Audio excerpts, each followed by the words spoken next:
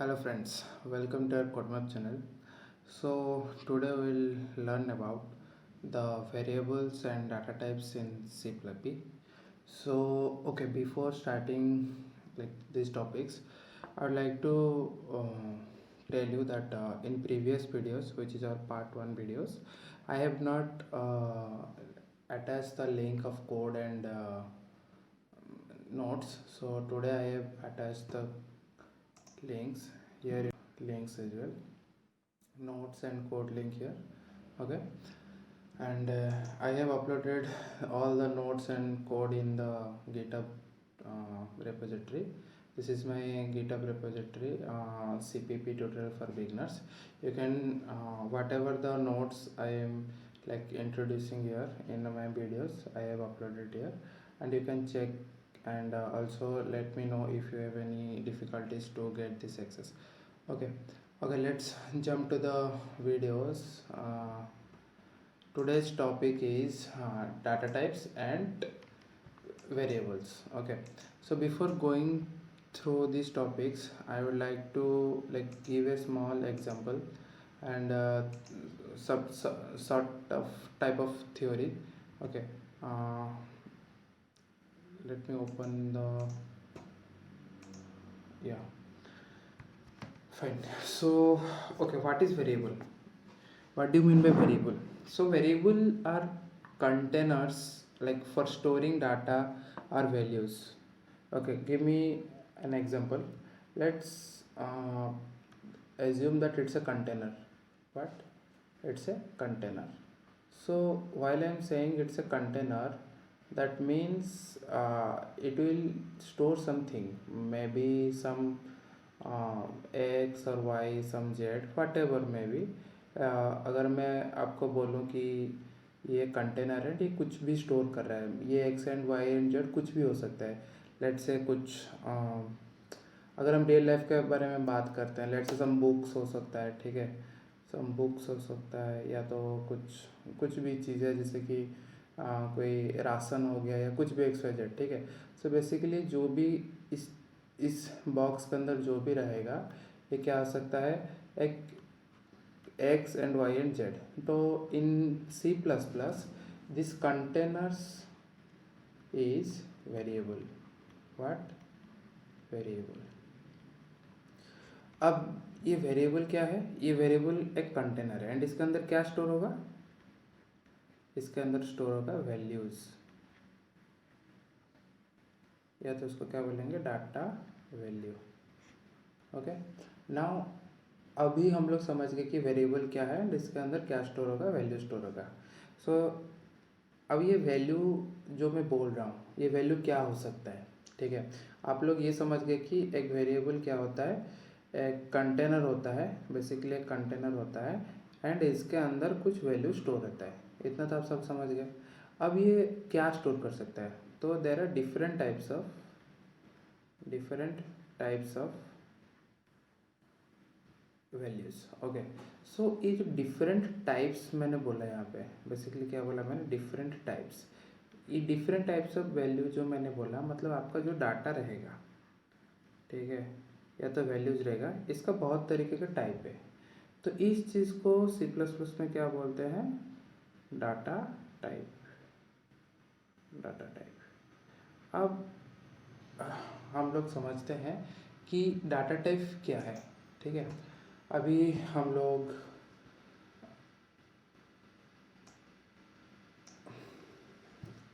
एक छोटा सा एग्जांपल लेते हैं. जैसे कि मैंने बोला 2, ये 2 क्या है, 2 एक नंबर है, ठीक है. अब मैं बोला कि 2.5, अब 2.5 क्या है, ये आपका फ्लोट है, ठीक है. अब जैसे मैंने बोला कि ट्रू क्या हो गया, ट्रू या तो फॉल्स, ठीक है. ट्रू या फॉल्स क्या हो गया, ये बुलियन वैल्यू हो गया. क्या हो गया, ये बुलियन वैल्यूज. इसको क्या बोलते हैं, बुलियन वैल्यूज.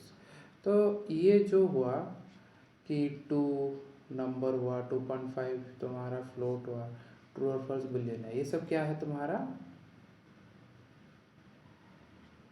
ये सब तुम्हारा हो गया डाटा टाइप्स.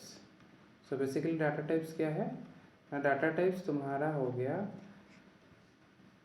जो कि एक पर्टिकुलर वैल्यूज़ को डिफाइन करे। मतलब अगर तुम 2 बोल रहे हो तो उस डाटा टाइप हो गया, उसका डाटा टाइप नंबर हो गया, ठीक है। अगर 2.5 बोल रहे हो तो उसका डाटा टाइप फ्लोट होगा, नंबर, या तो इसको हम बोल सकते हैं इंटीजर, इंटीजर, ठीक है।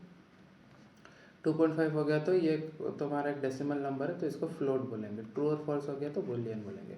तो सीपीपी में, मतलब सी प्लस प्लस में कितने डाटा टाइप्स है, different types of data types है। हम लोग बेसिकली कौन कौन सा डाटा टाइप्स पढ़ेंगे एंड इसका क्या क्या क्या चीज़ें रहेगा वो हम अभी लिखेंगे। एक रहेगा तुम्हारा इंट डाटा टाइप। क्या रहेगा? इंट। सबसे पहले मैं यहाँ पे लिखता हूँ कि डाटा टाइप, डाटा टाइप और तुम्हारा उसका डिस्क्रिप्शन, ठीक है। एक रहेगा तुम्हारा int data type. Int data type क्या रहेगा तुम्हारा? ये तुम्हारा इंटीजर नंबर्स के लिए, ठीक है। मतलब जो तुम्हारा होल नंबर्स रहेगा इंटीजर नंबर्स के लिए। अब उसके बाद क्या रहेगा तुम्हारा? फ्लोट। फ्लोट क्या है तुम्हारा? फ्लोट तुम्हारा रहेगा डेसिमल नंबर के लिए। और उसके बाद और क्या बचा? और बचा तुम्हारा डबल। डबल क्या है? डबल हो गया तुम्हारा बड़ा बड़ा डेसिमल नंबर। ये क्या हो जाएगा? जब कोई फ्रैक्शनल नंबर आ गया, ठीक है, एंड वो लाइक बहुत बड़ा नंबर है, like type of 15 decimal digits है, ठीक है।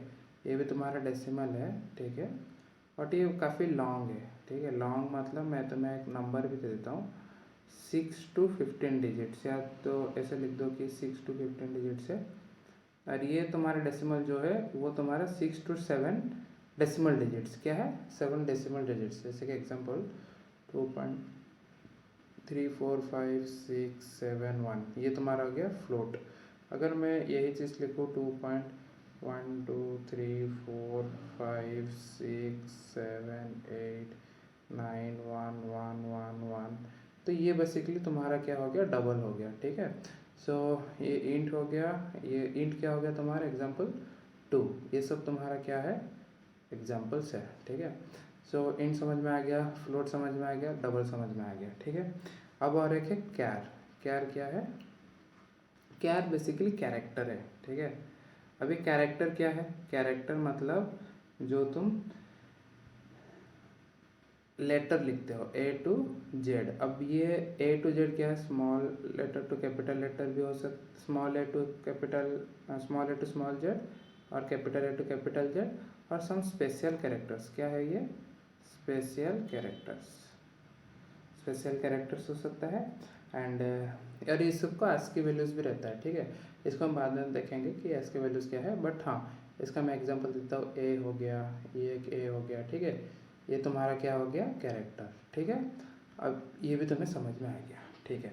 अब मैं एक छोटा सा और एक चीज़ बताना भूल गया कि इन लोग का साइज़ क्या है, ठीक है। मतलब ये लोग एक जो मेमोरी मेमोरी जो स्टोर करते हैं,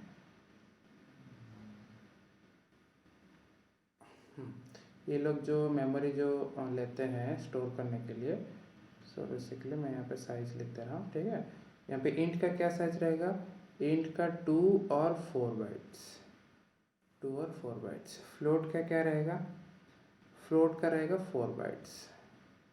और डबल का क्या रहेगा? डबल का रहेगा 8 बाइट्स, ठीक है। एंड कैरेक्टर का 1 बाइट्स। सो बेसिकली इंट हो गया 2 और 4 बाइट्स, फ्लोट हो गया 4 बाइट्स, 8 हो गया 8 बाइट्स, कैरेक्टर हो गया 1 बाइट्स, ठीक है। तो ये था हमारा थ्योरी, मतलब वेरिएबल क्या है और डाटा टाइप्स क्या है, ठीक है। आई होप तुम्हें अभी समझ में आ गया हो गया what is variable and data types, ठीक है। अब इसको अभी हम लोग थ्योरी पढ़ लिए, ठीक है। वेरिएबल एंड डाटा टाइप्स का थ्योरी पढ़ लिया, ठीक है।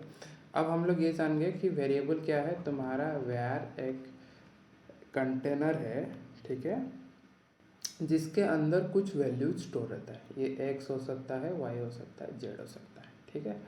अब आते हैं सिंटैक्स। किस चीज़ के ऊपर? सिंटैक्स। सिंटैक्स क्या है? सिंटैक्स तुम्हारा कैसे तुम इसको स्टोर करोगे बेसिकली, सॉरी कैसे तुम इसको रिप्रेजेंट करोगे, कैसे इसके लिखने का तरीका क्या है, ठीक है। सो पहला चीज़ मैं ये लिखता हूँ कि लेट से एक वेरिएबल है वैर, ठीक है। बेसिकली सॉरी यहाँ पे क्या करना पड़ेगा सबसे पहले हमको, हाँ कैसे लिखते हैं हम इसको, हमको सबसे पहले इसका डाटा टाइप डिफाइन करना पड़ेगा। क्या लिखना पड़ेगा? डाटा टाइप, कि जो वेरिएबल तुम ले रहे हो, जो बेसिकली तुम, ये क्या है तुम्हारा कंटेनर है, ठीक है। ये जो कंटेनर, ये जो तुम जो वेरिएबल ले रहे हो, इसका डाटा टाइप क्या है, ये कौन सा टाइप का डाटा स्टोर करेगा।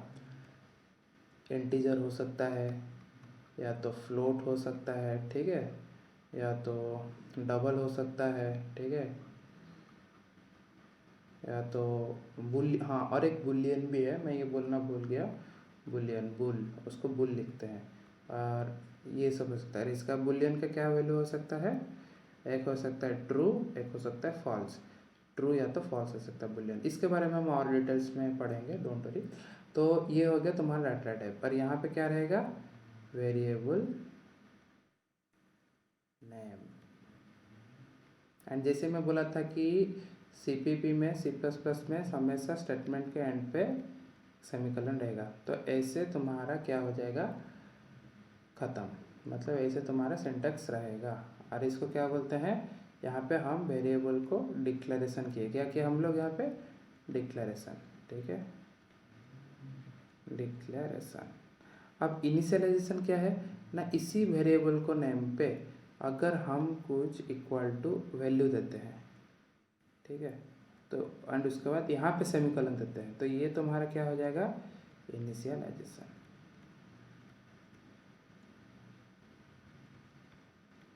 ठीक है, इनिशियलाइजेशन। अगर इसको हम पूरा एक लाइन पे करते हैं, क्या कि जैसे कि example int x is equal to 1, ठीक है, int x is equal to 1, इसका मतलब क्या हुआ कि x नाम का एक वेरिएबल है जिसका डाटा टाइप इंटीजर है एंड इसका वैल्यू क्या है? 1 है, ठीक है।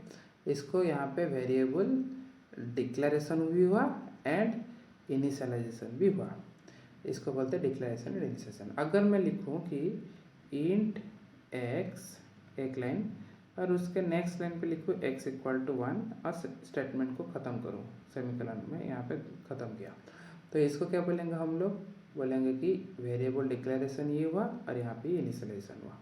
तो आई होप तुम लोग को समझ में आ गया कि वेरिएबल डिक्लेरेशन क्या है एंड वेरिएबल इनिशियलाइजेशन क्या है, ठीक है। अभी इसके ऊपर चलते हैं, थोड़ा कोडिंग करते हैं अभी हम लोग। तो इसके लिए सबसे पहले मैं एक फाइल बनाता हूँ, वेरिएबल डॉट cpp, ठीक है। नाउ अभी हम लोग क्या करेंगे, सबसे पहले जो हमारा कोड स्निपेट था हम लोग फर्स्ट प्रोग्राम में, सबसे पहले हम उसको लिखेंगे, ठीक है। तो बेसिकली मैं यहाँ पे कॉपी पेस्ट कर लूँगा, ठीक।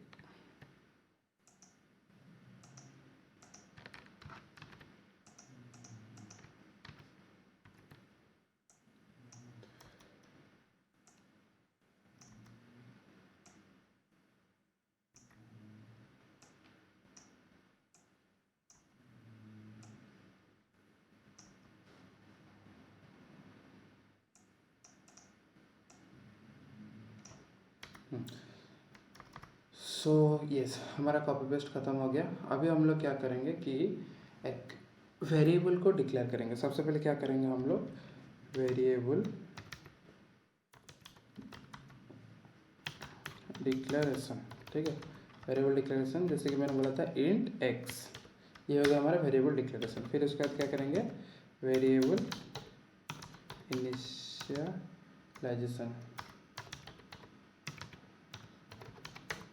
तो ये हमारा क्या हो जाएगा? x equal to 1। तो अभी हम लोग इस वेरिएबल को कैसे प्रिंट करेंगे? सी आउट x। उसके बाद मैं चाहता हूँ कि हाँ इतना प्रिंट हो जाए बस। अगर हमको कुछ वेरिएबल को प्रिंट करना है, ठीक है, अच्छा अभी हम लोग को एक वेरिएबल को प्रिंट करना है तो हम लोग सी आउट x करेंगे। अगर इसको आउटपुट देख लेते हैं एक बार, ठीक है।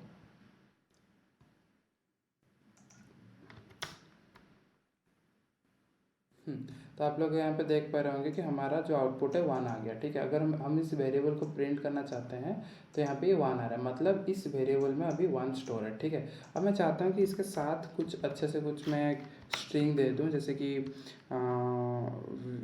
X value is equal to something, and उसके बाद मैं वेरिएबल को प्रिंट करूँ। फिर से मुझे इस टाइप का देना पड़ेगा, एंड यहाँ पे मुझे एक्स लिख के और इसके बाद मैं एंडल करूँ। ठीक है, अब मैं इसको एग्जीक्यूट करता हूँ फिर से। देखिए, तो यहाँ पे हमारा x value is equal to 1 आ गया। ठीक है, अब मैं चाहता हूँ कि ठीक है, अब ये हमारा वेरिएबल डिक्लेरेशन एंड इनिशिएशन हो गया। ठीक है, अब मैं चाहता हूँ कि एक डिक्लेरेशन इनिशिएशन एक ही लाइन पे हो। एक लाइन पे होगा तो कैसे होगा, तो मैं एक दूसरा वेरिएबल लूँगा, int y is equal to 2। अब मैं यहाँ पे क्या करूँगा, c out y value is equal to,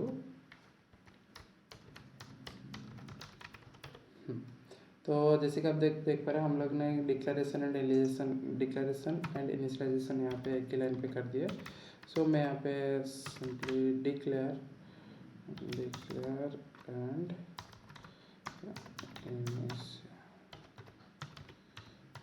declaration and initialization मैंने कर दिया एक लाइन पे। तो यहाँ पे अभी हम लोग आउटपुट देख सकते हैं। तो हमारा आउटपुट क्या आएगा, सबसे पहले एक्स वैल्यू इक्वल टू 1 आएगा और Y value equal to Y. Y में जो भी स्टोर होगा, जो भी वैल्यू स्टोर होगा वो यहाँ पे प्रिंट कर देगा। ठीक है, चलते हैं इसको एग्जीक्यूट करते हैं। ठीक है, सो आप लोग देख पा रहे होंगे कि X value is equal to 1 and Y value is equal to 2 आ रहा है। ठीक है, ठीक है, अभी हम लोग वेरिएबल कैसे डिक्लेयर करते हैं, इनिशियलाइजेशन करते हैं, वो हम लोग जान गए। ठीक है, अभी हम लोग क्या करते हैं कि नेक्स्ट एक स्ट्रिंग हो गया। अब हम लोग फ्लोट के साथ करते हैं कि फ्लोट के साथ करेंगे। ठीक है, अब हम लोग का एक फ्लोट के साथ करते हैं। तो फ्लोट के लिए क्या लिखना पड़ेगा, float let's say F L या कुछ भी इसका नाम दे देते हैं। हाँ ठीक है, F L is equal to 2.33। ठीक है, तो यहाँ पे जैसे मैं c out float F L value, ठीक है, F L value is equal to, यहाँ पे मैं एक एफ एल लिख दूँगा एंड एंटर। तो इसका क्या आउटपुट आएगा, तो इसका आउटपुट आएगा कि पहले एक्स वैल्यू प्रिंट करेगा 1, वाई वैल्यू प्रिंट करेगा 2, फिर एंडल जैसे ही हमारा नेक्स्ट लाइन चला जाएगा, F L equal to value equal to F L space value equal to F L का वैल्यू जो भी है वो प्रिंट करेगा। ठीक है, हाँ, यहाँ पे हम देख सकते हैं एक्स का वैल्यू 1, वाई का वैल्यू 2, एफ एल का वैल्यू 3। ठीक है, तो अच्छा एक सवाल ये है कि क्या हम एक एक्स का वेरिएबल है, ठीक है, उसका कुछ वैल्यू है, ठीक है, वाई को उसको ओवरराइड कर सकते हैं, वाई को उसका वैल्यू दे सकते हैं क्या? जी हाँ, दे सकते हैं। कैसे देंगे, देखो, अब मेरे पास वाई का वैल्यू क्या था, 2 था, एक्स का वैल्यू 1 था। ठीक है, अब मैं चाहता हूँ कि मेरा वाई का वैल्यू अब एक्स के वैल्यू के साथ सेम हो जाए, मतलब एक्स का वैल्यू जो भी हो वो वाई में आ जाए। तो मैं क्या लिखूँगा, int Y is equal to X. तो यहाँ पे सबसे पहले क्या होगा, एक्स डिक्लेयर हुआ, फिर एक्स का वैल्यू इनिशियलाइजेशन होगा 1, यहाँ पे ये प्रिंट करेगा एक्स इक्वल टू 1, फिर वाई का वैल्यू डिक्लेयर करके फिर उसको इनिशियलाइज करेगा, उसका वैल्यू 2 कर देगा। फिर यहाँ पे हमने क्या लिखे कि इंट, सॉरी यहाँ पे मैंने 2 बार इंट लिखा हूँ, एक बार डिक्लेयर कर दिया तो दोबारा डिक्लेयर करने का ज़रूरत नहीं है, मतलब वो एरर फेंकेगा। तो वाई का वैल्यू हमने क्या किया कि एक्स के साथ स्वैप नहीं किया, उसके साथ ओवरराइड हो गया, मतलब वाई का वैल्यू जो भी था अब उसका वैल्यू एक्स हो जाएगा। ठीक है, तो एक्स का वैल्यू हमेशा याद रखिएगा, जो लेफ्ट हैंड साइड रहता है उसका वैल्यू राइट हैंड साइड जो रहता है उसका वैल्यू को वो लेता है, मतलब राइट हैंड साइड वैल्यू जाके लेफ्ट हैंड साइड में स्टोर होता है वेरिएबल में। ठीक है, अब मेरा एक्स एक वेरिएबल है, ठीक है, बट एक्स के अंदर जो वैल्यू है वो क्या है, 1 है, वो क्या है, 1 है। तो ये 1 क्या होगा, ये 1 अपने वाई में जाके स्टोर हो जाएगा।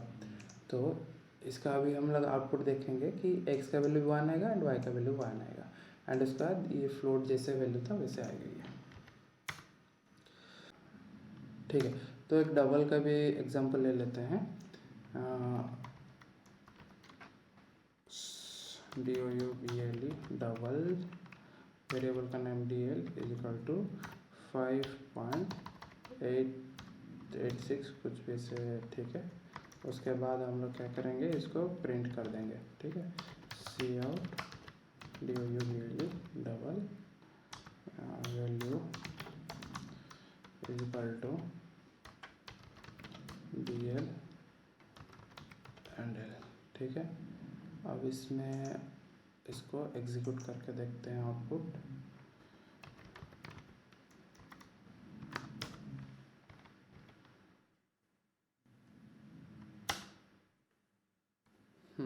तो आप लोग यहाँ पे देख पा रहे होंगे कि हमारा जो वैल्यू आ गया डबल का वैल्यू। ठीक है, तो आपको अभी variable declaration and initialization and सारे डाटा टाइप्स जैसे इंट फ्लोट डबल हो गया, आपको समझ में आ गया। एक कैर का भी कर लेते हैं, कैरेक्टर का भी, character C H is equal to A and उसके बाद इसको प्रिंट करते हैं c out char value is equal to let's say ch value is equal to ch and done. अभी हम लोग इसको देखेंगे आउटपुट। तो यहाँ पे आउटपुट पे आप देख पा रहे होंगे कि ch value is equal to A आ रहा है एंड इसका मतलब ये हुआ कि हमारे इस कैरेक्टर में जो वैल्यू है वो ए है। ठीक है, तो ठीक है, अभी हम लोग ये समझ में आ गया कि कैसे वेरिएबल को डिक्लेरेशन करना है, इनिशियलाइजेशन करना है। ठीक है, हाँ, और एक चीज़ है जो कि कांस्टेंट है, कि हम लोग कांस्टेंट को कैसे डिक्लेयर करेंगे। सो CONST const, const stands for constant. Const के बाद यहाँ पे तुम्हें लिखना पड़ेगा कि कौन सा डाटा टाइप है, वो इंटीजर है, कोई बुलियन है, क्या है, और उसके बाद तुम्हें यहाँ पे उस वेरिएबल का नेम देना पड़ेगा। जैसे कि मैंने माई नम इक्वल टू 15 दे दिया। ठीक है, अब उसके बाद मैं इसको सी आउट करूँगा, सी आउट माई नम, तो यहाँ पे ये आउटपुट आ जाएगा, कांस्ट का वैल्यू 15 है। एक हाँ, यहाँ पे देखिए 15 आ गया। एक और चीज़ है, क्या कांस्टेंट का वेरिएबल जो है, कांस्टेंट का जो भी वेरिएबल को हम कांस्टेंट डिक्लेयर करते हैं, क्या उसको चेंज कर सकते हैं? नहीं, because constant means the value should be constant in this program at every time. You can't change the value in file. Okay, so जैसे कि इस फाइल में हमने इस my num को कांस्टेंट ले लिया, तो अगर मैं यहाँ पे लिखूँ my num, ठीक है, my num is equal to 16, ठीक है, तो यहाँ पे एरर देगा। जैसे मैं इसको एग्जीक्यूट करता हूँ तो यहाँ पे देखो क्या लिख रहा है, type assignment of read only variable my name।